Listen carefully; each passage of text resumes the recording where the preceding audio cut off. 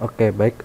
Selamat datang di part 2 untuk video membuat game Snack AI ini. Eh, Kali ini kita akan melanjutkan project kita yang sebelumnya, dimana kita sudah berhasil membuat game Snack-nya. Sekarang kita akan membuat AI-nya.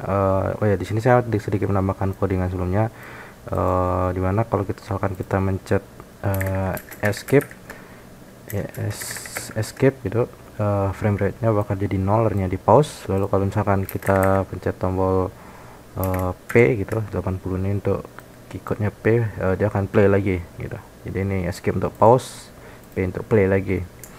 Nah, lalu di sini sini kan saya rubah aja ya. Jadi kalau misalkan dia nabrak, kita alert die, lalu kita buat frame rate-nya jadi 0, ini aja stop gamenya gitu aja. Oke, kalau misalkan kita play gamenya, set. Nah, setelah dia nabrak, oh, bentar, ada yang error nih. Oh, frame rate R yang capital. Nah, ini set. Nah, oke, nggak gerak, kita mesti refresh gamenya lagi. Oke, seperti ini ya. Dan ada satu permasalahan lagi, dimana di sini, nah di bagian sini, jadi kondisi ketika dia ngehit atau mengenai makanannya itu adalah ketika apa ya, kepalanya nabrak makanannya kan. Nah, permasalahannya adalah ketika kita ngegenerate makanannya. Nah, ketika kita ngegenerate, di sini pengecekannya itu makanannya itu nggak boleh digenerate di kepalanya. Nah, harusnya itu bukan di kepalanya tapi di keseluruhan badannya, kayak gitu. So, jadi kita mesti buat satu fungsi baru untuk ngecek apakah foodnya itu ada di dalam bodinya atau enggak gitu. So, kita bikin di sini aja lah. Is valid food, mungkin seperti itu kali ya. Jadi apakah foodnya valid atau enggak gitu. Jadi kita cek aja di sini.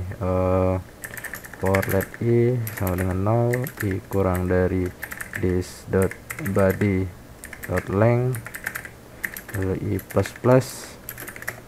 Lalu kita cek di sini, if this dot food dot x itu sama dengan this dot body index ke i dot x, dan this dot food dot y itu sama dengan this dot body index ke i dot y.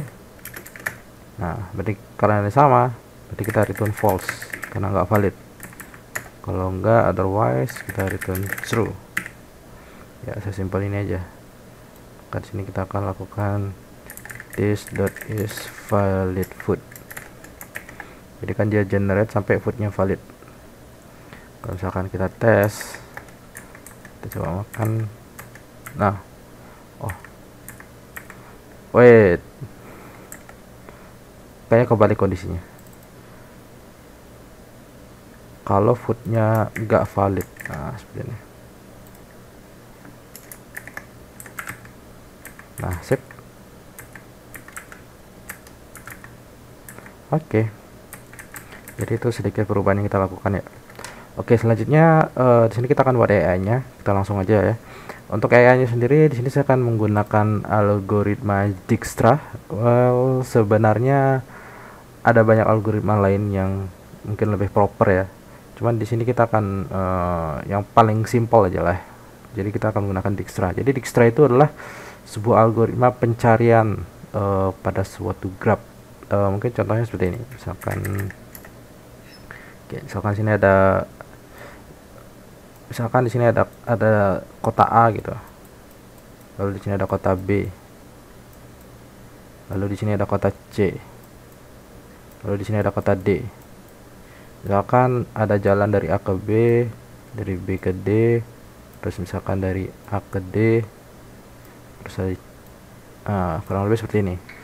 Misalkan ini jaraknya ini 5 km, ini 1 km, ini 7 km, ini 2 km. Kalau misalkan ditanya, kalau misalkan kita lagi ada di kota A, kita pengen pergi ke kota C, kira-kira kita mesti lewat mana? Yang jalurnya terpendek. Di sini kan ada dua jalur nih, bisa kita misalkan dari A B D C atau dari A D C. Kalau misalkan kita hitung dari A ke B, ini kita perlu 5 kilo. Lalu dari B ke D kita perlu 1 kilo. Berarti 5 ditambah 1 itu udah 6. Ditambah 2 berarti jadi 8 kilo. Nah, bayangkan kalau misalkan kita lewat sini. Ini 7 kilo, terus ini 2 kilo. Berarti 9 kilo kan? Berarti lebih pendek itu kita lewat A, B, D, C. Nah, jadi algoritma Dijkstra ini bertugas untuk mencari jalur terpendek dari suatu graf. Nah, dalam kasus kita ini, grafnya itu bentuknya adalah kotak-kotak gitu. Jadi misalkan di sini kita punya kotak grid gitu kan. Misalkan seperti ini. Oke. Nah, misalkan ini adalah kepalanya. Nah, let's pakai warna merah aja kali ya. Misalkan ini adalah badannya, terus yang warna kuning ini adalah kepalanya. Terus makanannya itu misalkan yang warna hijau ada di sini. Berarti kalau kita sebagai player pasti kita akan lewat ke sini kan. Nah, gimana caranya kita menemukan jalur kesininya ini gitu. Nah, dengan menggunakan algoritma Dijkstra kita bisa melakukan hal itu. Dimana kita anggap kotak-kotak ini tuh sebagai node-nya. Atau kotanya gitu. Tadi kan ada kota A, kota B. Nah, oh ya, kalau buat yang belum tahu itu ini tuh disebut node. Yang ini node namanya. Node. Terus yang ini tuh edge. Atau kadang disebut vertex juga. Apa saya kebalik ya? Kalau nggak salah gitu. Ya, intinya gitulah. Nah, terus kita anggap si kotak-kotak ini adalah node-nya. Nah, tadi kan setiap kota itu punya jarak kan, entah ada yang 2 kilo atau 5 kilo, 7 kilo gitu kan. Nah, di sini kita anggap jarak antar kotaknya itu 1 kilo aja gitu. Jadi 1 gitu. Jarak dari kotak ini ke sini ini 1. Dari sini ke sini ini 1 gitu. Jadi kayak gitu aja, jaraknya 1 semua gitu. Nah, bagaimana cara kerja dari algoritma Dijkstra ini? Saya nggak akan jelaskan secara detail ya. Kalian bisa cari tutorialnya di YouTube atau di internet tuh banyak banget. Karena kalau saya jelaskan itu lagi udah keluar dari esensi kita untuk bikin gamenya ini. Tapi intinya kita pengen bikin itulah. Dan cara kerjanya deh. Nah, kalau kalian lihat nih, nah seperti ini nih. Kita akan melakukan seperti brute force, cuman nggak brute force beneran sih sebenarnya. Jadi kita kayak ngecek terus kira-kira mana yang valid gitu. Nah, di sini juga algoritmanya tuh udah dijelasin nih. Atau nah di sini nih, ini bahasa algoritma yang pseudocode-nya yang lebih mudah untuk kita baca gitu. Dan sebenarnya saya juga udah buatnya gitu, karena kalau saya ngoding lagi dari awal tuh agak ribet sih sebenarnya, karena harus ngedebugnya lagi kan. Jadi kita langsung aja deh, kita bikin dijkstra.js. Ntar saya jelaskan codingannya lah. Script dijkstra.js. Nah, ini dia, saya kopas aja. Oke, ini dia, sedikit kompleks. Oke, di sini saya akan jelaskan. Jadi di sini kita buat kelas node, di mana di setiap node itu dia ada posisinya di mana, koordinat x, y gitu ya. Lalu ada weight-nya, atau bobot dari node tersebut. Lalu apakah ini node yang finish atau bukan?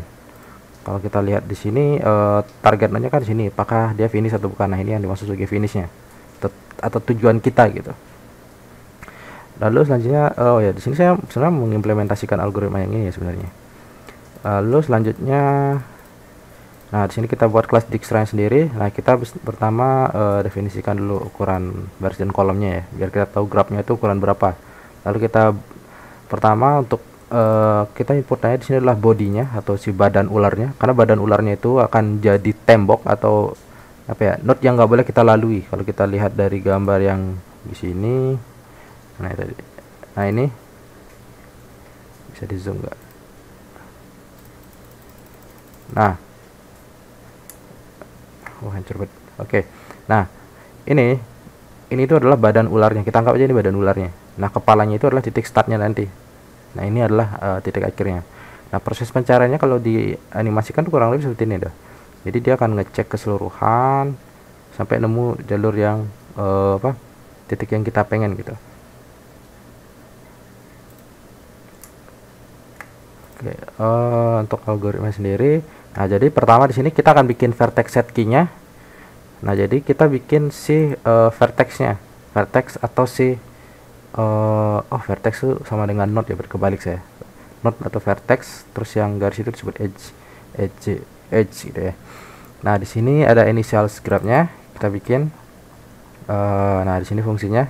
Jadi kita akan ngebuat pertama kita push dulu nih untuk si kepala ularnya sama si makanannya. Kita push, kita masukkan ke daftar nodes. Lalu kita masukkan seluruh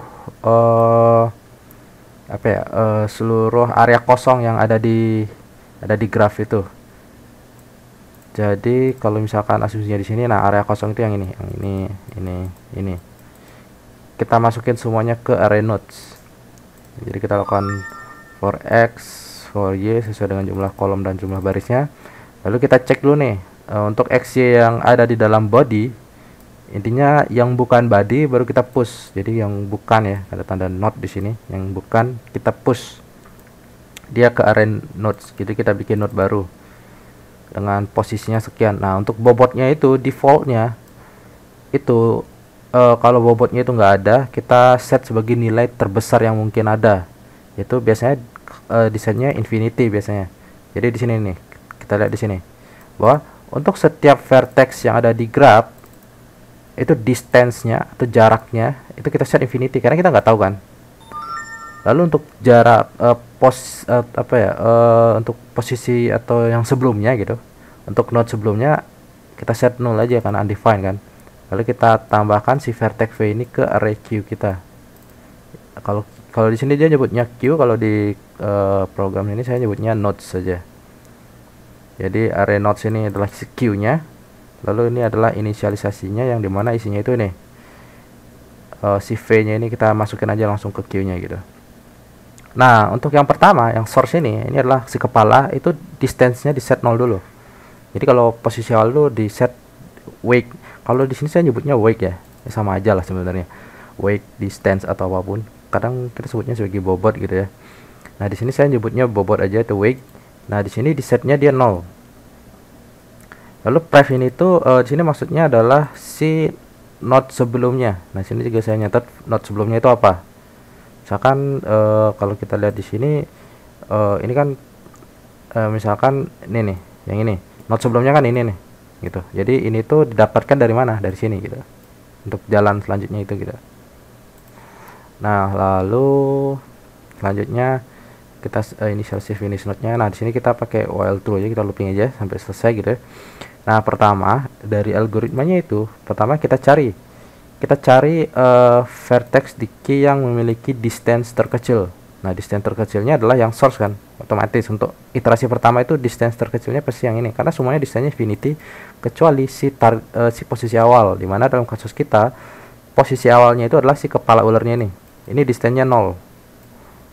Sisanya ini infinity semua nih. Atau bobotnya, kita berbobot aja. Kenapa distance ya? Oke, bobot. Jadi bobotnya semuanya infinity. Di sini infinity. Sini infinity juga. Nah, di sini doang nih 0 nih. Nah, untuk algoritma sendiri, pada setiap iterasi, pertama kita cari vertex atau edge yang punya bobot terkecil, yang with minimum bobot. Nah di sini saya membuat fungsi untuk get lowest weight, dimana fungsi ini tuh ya dari semua node yang ada yang belum di visit ya, karena nanti statusnya kalau node-nya udah pernah kita observasi itu artinya dia statusnya udah di visit, nggak boleh kita observasi lagi gitu, karena kita udah pernah kesana kan, ngapain kita kesana lagi gitu. Terus kita cari node yang paling pendek, kita cari weight yang paling kecil. Nanti kalau dapat kita return indeksnya aja, kalau nggak dapat ya berarti -1 gitu. Kita return -1 nya nggak ada. Nah lalu setelah kita mendapatkan U nya ini, kalau dalam kasus ini saya nyebutnya sebagai lowest node gitu. Setelah itu kita hapus U dari si Q atau si ini Nah, sebenarnya maksudnya dihapus ini karena dia sudah di visit, nggak boleh dia dikunjungi lagi kan. Cuman saya nggak mau menghapusnya. Saya pengen dia tetap ada. Nah, makanya di sini saya membuat yang namanya visited. Jadi visitednya kan saya set sebagai true. Jadi seolah-olah dia itu sudah pernah dikunjungi atau sudah hilang dari si queue ini gitu. Nggak akan dikunjungi lagi. Nah, lalu kita cek apakah si lowest node ini adalah si finish atau target kita. Kalau iya, berarti udah ketemu nih finish node-nya. Lalu kita break stop looping utamanya. Kalau belum, nah kita cek sekarang neckbore-nya. Kita mesti cari neckbore-nya. Nah, yang ini nih. Kita cari tetangganya. Maksud tetangga di sini itu adalah kalau misalkan kita lagi ada di posisi kepalanya kan di sini nih. Ntar saya tandai pakai warna biru aja deh. Kepalanya kan di sini nih. Kira-kira kita bisa belok kemana aja sih? Kalau kepalanya di sini, kita kan bisa belok ke sini, atau ke sini kan? Ada 3 kemungkinan kan? Ke atas, ke kanan, atau ke bawah. Nah, itulah si tetangganya itu, atau kemungkinan possible move atau kemungkinan arah yang bisa yang bisa digerakkan lah dari si ular ini. Nah, bagaimana cara mengimplementasikannya? Sederhana aja. Jadi di sini pertama saya definisikan dulu. Jadi dia itu bisa ke kiri, kanan, atas, bawah. Dari posisinya dia tinggal kita, kalau kiri berarti x-nya kurang 1, kalau ke kanan x-nya ditambah 1, kalau atas y-nya dikurang 1, kalau ke bawah y-nya ditambah 1.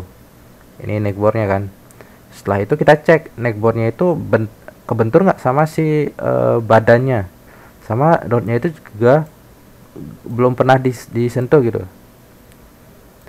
Karena daftar nodes ini kan daftar possible move yang ada, tapi possible move-nya itu yang ini nih, yang atas kiri bawah. Node ini itu adalah semua slot yang ada di sini nih.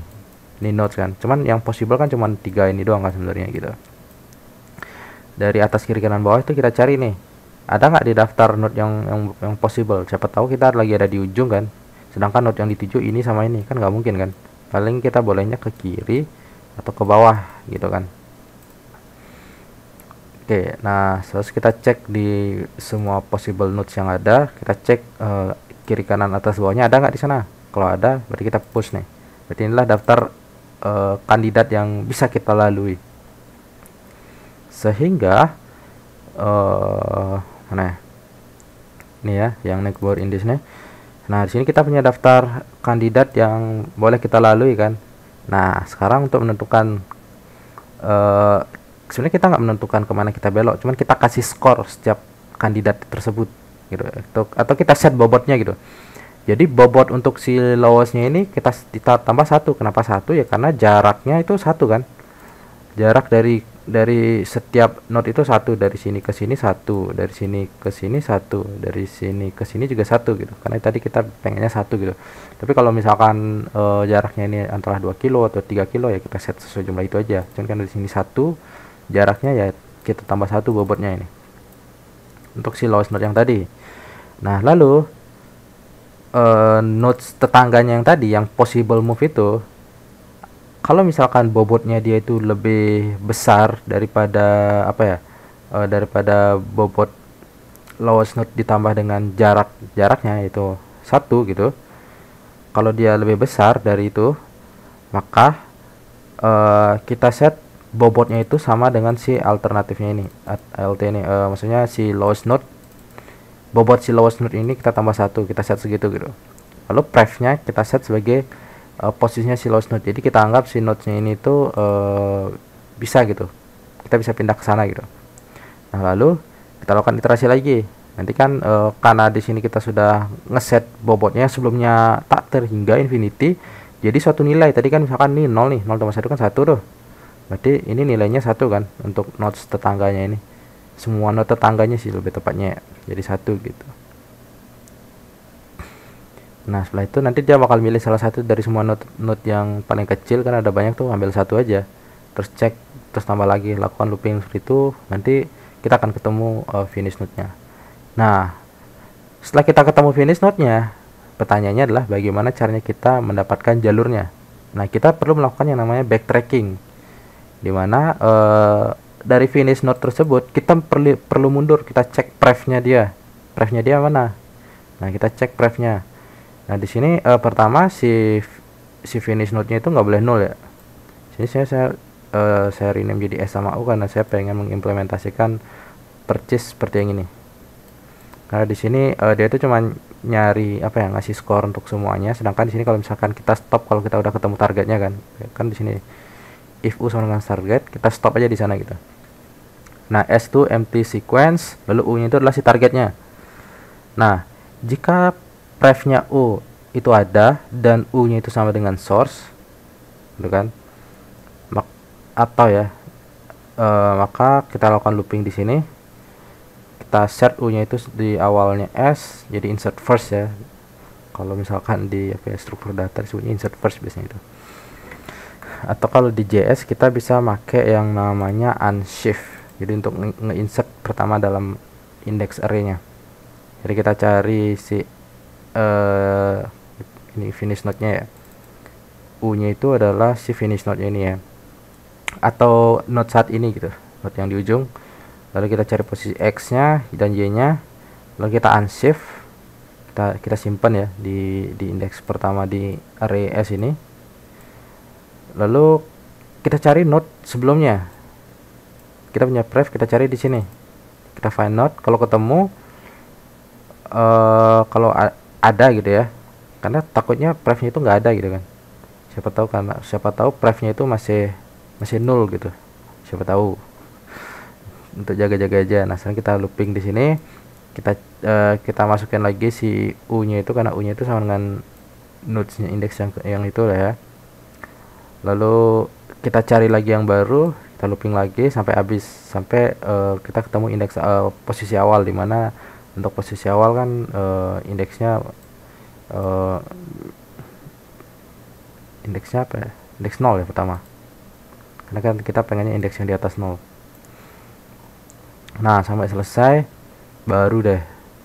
Oh ya, di sini saya mencoba mengimplementasikan dimana kita bikin gimana sih bentuk jalurnya dia gitu di sini. Oke, kita langsung coba aja kali ya. Jadi si snake-nya ini pertama kita mesti bikin objek Dijkstra-nya dulu. Oh ya, kita mesti dapetin ini. Oke, this dot, kita sebut brain aja kali ya. New Dijkstra, dimana kita perlu max call dan max row. Nah, sini kita sudah punya brainnya. Lalu dari brain ini, nah ini di fungsi move ini ya, setiap dia bergerak, this dot predict, kita sebut predict aja. Kita buat function predict. Nah, di sini. Nah, oke, fungsi predict di sini tuh gunanya nanti untuk memprediksi kemana dia akan belok ya. Jadi setelah kita jalankan, kita akan tentukan dia itu mau belok kemana gitu. Nah, di sini kita buat aja next direction itu this dot brain dot predict. Inputnya itu ada body sama footnya. Bodynya kita copy ya, this dot body.